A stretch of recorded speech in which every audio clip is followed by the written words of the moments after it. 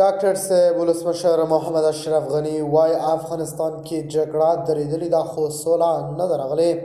ډاکټر صاحب غني طالبانو ته تازه پیغام را لېږلی دی او ویلي دي چې باید په افغانستان کې سوله او ولس یې خوشحاله شي.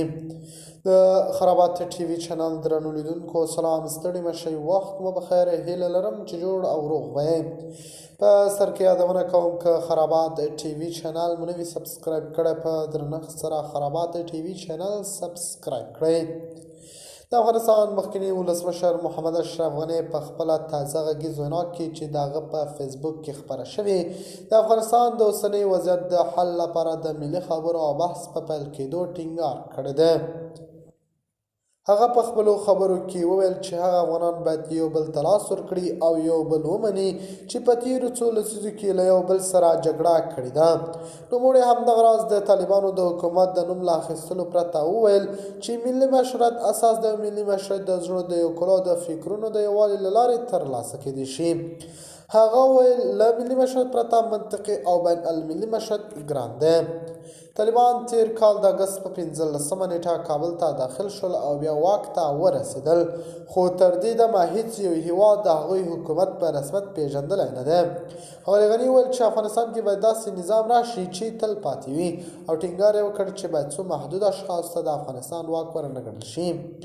دا مهال په افغانستان کې طالبان واکمن دي او د حکومت ټول غړي د خپل غورځنګ افراد دي، خو طالبان وایي چې حکومت یې هم شموله دی. نوموړي په خپلو خبرو کې نه د طالبانو نوم واخیست او نه هم د کومې بلې ډلې خویي وویل چې باید تېروتنې تکرار نه شي. هغه وویل که تېروتنې تکرار کړو، یو بل ونه منو، په انحصار اتکا وکړو، خدای نخواسته بدې پیښې به تکرار شي او د جنګ لمبې به بیا بل شي.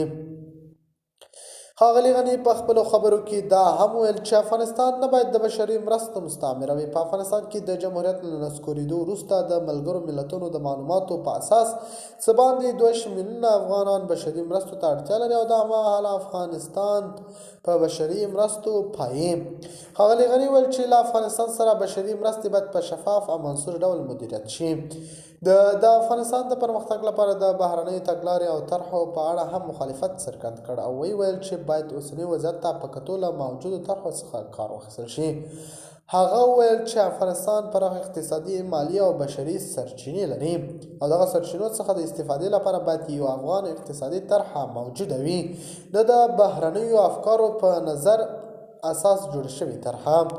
هغه طالبان ته په اشاره وویل چې د واک ترلاسه کول اسان دي خو د هغه ساتل او تحکیم سخت دی. د خرابات ټي وي چینل درنو لیدونکو دا و زموږ د دې مهال چمتو کړی خبر. د نورو تازه خبرونو لپاره خرابات ټي وي چینل په درنښت سره سبسکرایب کړئ. الله پامان، تر بیا خیر چارې.